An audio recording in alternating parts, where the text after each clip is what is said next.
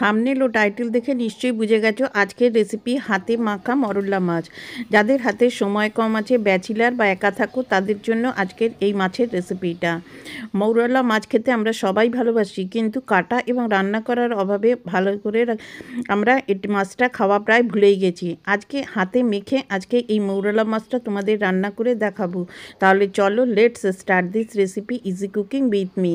প্রথমে দেখো, এখানে 200 গ্রাম মরলা মাছ ভালো করে ধুয়ে বেছে নিয়েছি। একটা আলু, বেগুন আর দুটো পেঁয়াজ নিয়েছি। এবারে কি করে দেখাচ্ছি, রান্না করতে করতে বাকি উপকরণগুলো কি কি নেব বলে দিচ্ছি। এবারে দেখো বেগুনটা কিভাবে কাটবে। বেগুনটা একটা বেগুনই নিয়েছি, নিয়ে বেগুনটাকে সব সবজিগুলো একটু পাতলা পাতলা করে কাটবে, তাহলে রান্না করতে একদমই কম সময় লাগবে। আর এখানে একটু লবণ দিয়ে জল নিয়ে নিয়েছি, তার মধ্যে বেগুনগুলো দিয়ে দেবে। তাহলে বেগুন খেলে পরে অনেকের গাল কুটকুট করে, সেটা কিন্তু একদমই হবে না। বেগুনগুলোকে 2-3 মিনিট এই জলের মধ্যে ভিজিয়ে রেখে তারপরে তুলে নেবে। আর শীতকালের বেগুন দেখো একদম কিন্তু নরম। বেগুনগুলো ধুয়ে নিয়েছি, এবার হাত দিয়ে কচলে ভালো করে ধুয়ে একটা প্লেটে বেগুনগুলোকে তুলে নিচ্ছি। এবারে ওই একই লবণ জলের ভেতরে আলুটাকেও আমি ধুয়ে কেটে নেব। দেখো ঠিক এইরকমভাবে খোসা ছাড়িয়ে নেবে, নিয়ে আলুটাকে নেবে। রান্নাটা করতে মাত্র 10 মিনিট মতো সময় লাগবে। হাতে কম সময় থাকলেও এই ছোটো মাছ কিন্তু তোমরা রান্না করে ফেলতে পারবে। এবার আলুটাকেও দেখো ঠিক এরকম পাতলা পাতলা করে কেটে নিতে হবে। আজকে আমি আলু আর বেগুন দিয়ে করেছি, তোমরা ইচ্ছা করলে এর মধ্যে পেঁয়াজ কলি দিয়ে করতে পারো, বিনস দিতে পারো। তবে খুব বেশি মাছের সবজি দিলে আমার আবার খেতে ভালো লাগে না।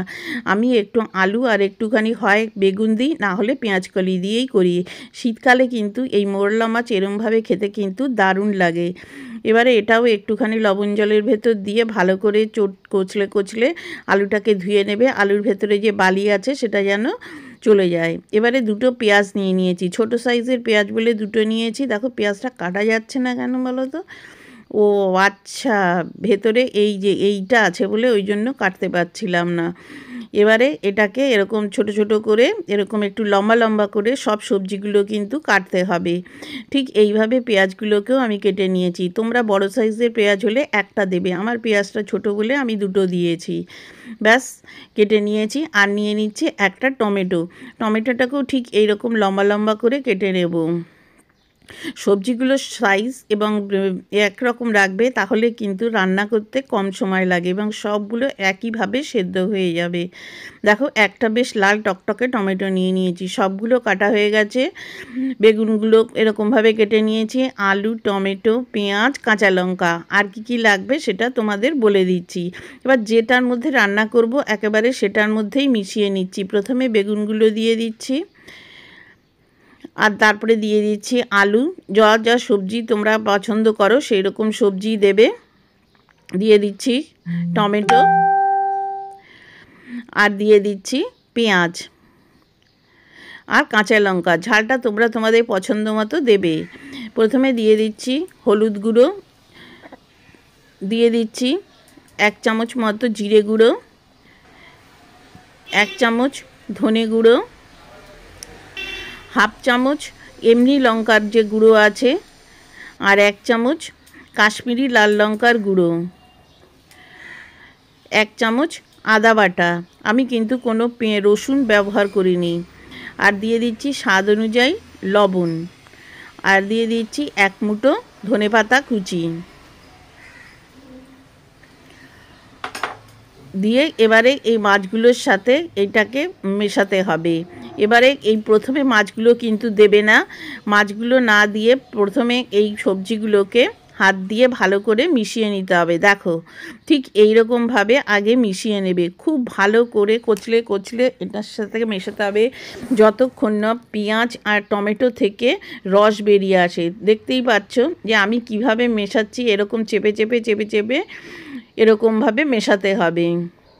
দেখো কতটা কমে গেল। ঠিক এই রকমভাবে এই মাখাটা যত বেশি ভালো হবে রান্নার টেস্ট কিন্তু তত বেশি ভালো হবে। এবারে 2 টেবিল চামচ মতো সর্ষের তেল দিয়ে দিলাম। একবারে মেখে সবগুলো বসিয়ে দেবে, সময় কমও লাগবে এবং খেতেও কিন্তু দারুণ হয়। দেখো সবগুলো এরকমভাবে আমি মিশিয়ে নিয়েছি। এইবারে যে মাছটা ধুয়ে রেখেছিলাম মৌরলা মাছ, সেই মাছটা এর ভেতর দিয়ে দিচ্ছি।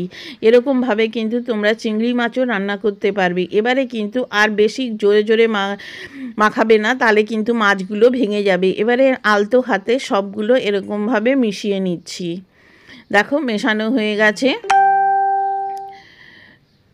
এবারে একটুখানি আমি জল দেবো। এখানে আমি 1 কাপ মতো জল দিয়ে দিচ্ছি, কেননা বেশি জল দেবে না, এটা একটু মাখা মাখা হয়, কেননা বেগুন থেকেও জল বেরোবে। এই সময় লবণটা একটু চেক করে নেবে যে লবণটা ঠিক আছে কি না। এবারে এটাকে গ্যাসে বসিয়ে এটাকে এরকমভাবে ঢেকে এটাকে 5 মিনিট মতো হতে দেব। 5 মিনিট পর ঢাকাটা তুলবে, তুলে একটুখানি নাড়িয়ে দেবে। দেখো বেগুন থেকেও জল বেরিয়েছে এবং অনেকটা ঝোল আছে।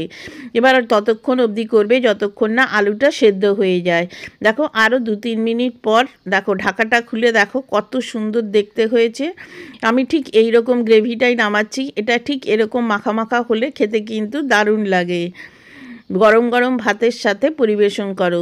দেখো ঝটপট তৈরি হয়ে গেল আজকের মৌরলা মাছের ঝাল চচ্চড়ি। আজকের এই রেসিপিটা তোমাদের কেমন লাগলো? যদি রেসিপিটা ভালো লেগে থাকে তাহলে আমার বন্ধু হয়ে যাওয়ার অনুরোধ রইল। আর এই রকম নিত্য নতুন রেসিপি দেখার জন্য চ্যানেলকে সাবস্ক্রাইব করে বন্ধু হয়ে যাও। পুরো রেসিপিটা শেষ পর্যন্ত দেখার জন্য তোমাদের সবাইকে অসংখ্য ধন্যবাদ। Thank you.